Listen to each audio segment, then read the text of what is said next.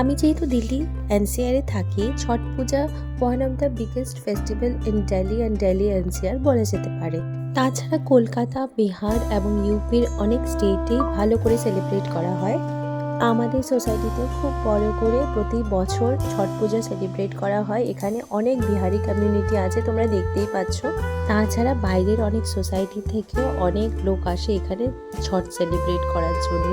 27 October সন্ধ্যা অর্ঘ্য হয়েছিল, সেটারই কিছুটা দৃশ্য তোমাদের সামনে আমি আজকে পরিবেশন করছি।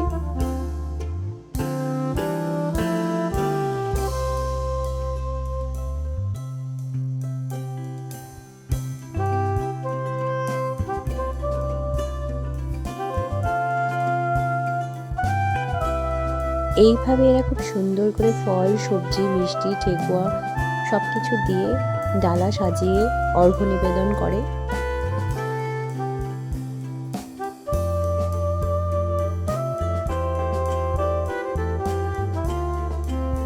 এইখানে দেখো বয়স্ক মহিলা, অনেকটা বয়স হয়েছে ওনার, কিন্তু উনি কি সুন্দর করে উপোস থেকে পুরো ছট পুজোটা করেছেন।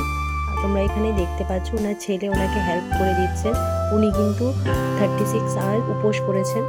যেহেতু এখন আস্তে আস্তে ঠান্ডা পড়ে যাচ্ছে, বিকেলে ঠান্ডা জলের মধ্যে দাঁড়িয়ে থাকাটাও কিন্তু অনেকটা বড় ব্যাপার।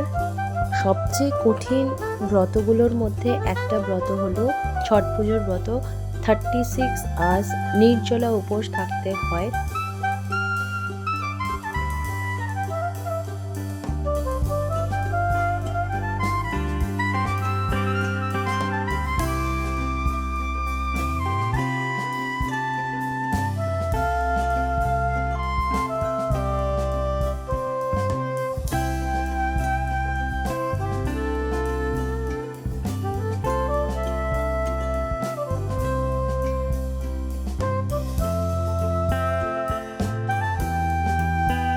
আজকাল সব কমিউনিটির ফেস্টিভ্যাল সেলিব্রেট করে। আজকাল আর কমিউনিটি ওয়াইজ কিছু নেই।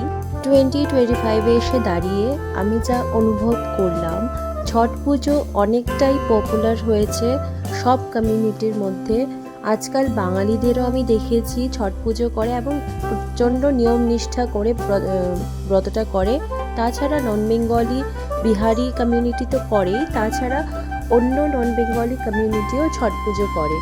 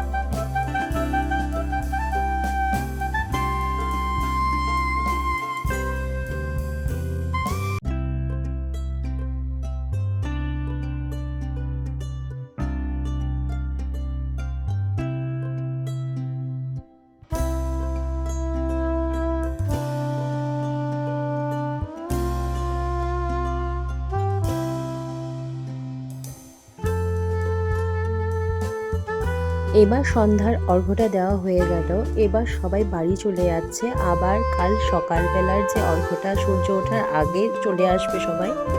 আমাদের সোসাইটি দেখা সম্পূর্ণ করে এইবার আমরা চলে গেলাম আমাদের সোসাইটি থেকে একটু দূরে আরেকটা সোসাইটিতে। সেখানেও খুব সুন্দর করে, দেখতেই পাচ্ছ তোমরা, ওরা ছটের ব্যবস্থা করেছিল।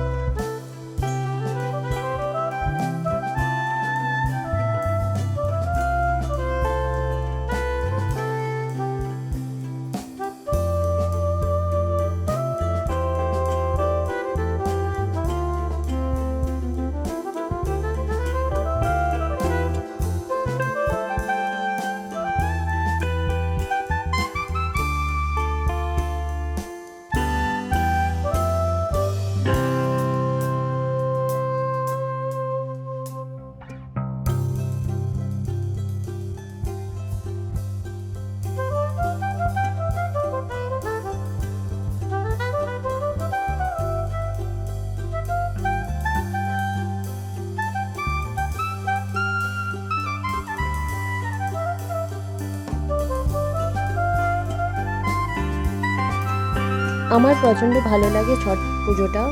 ওরা খুব নিয়ম করে করে, এটাই সবচেয়ে দেখার জিনিস। 36 আওয়ার্স অনেক বয়স্ক বয়স্ক মহিলারাও করে পুজোটা। ছট পুজোর সন্ধ্যা আর্ঘের ব্লগটা আমি এখানেই শেষ করছি। আশা করি তোমাদের আমার এই ছোট্ট ব্লগটা ভালো লেগেছে। ভালো লাগলে লাইক শেয়ার কমেন্ট করে দিও, আর আমার চ্যানেলটাকে একটু ফলো করে দিও। আজ তাহলে এ পর্যন্তই থাক, আবার দেখা হচ্ছে নতুন ব্লগে। আজকের জন্য টাটা, বাই।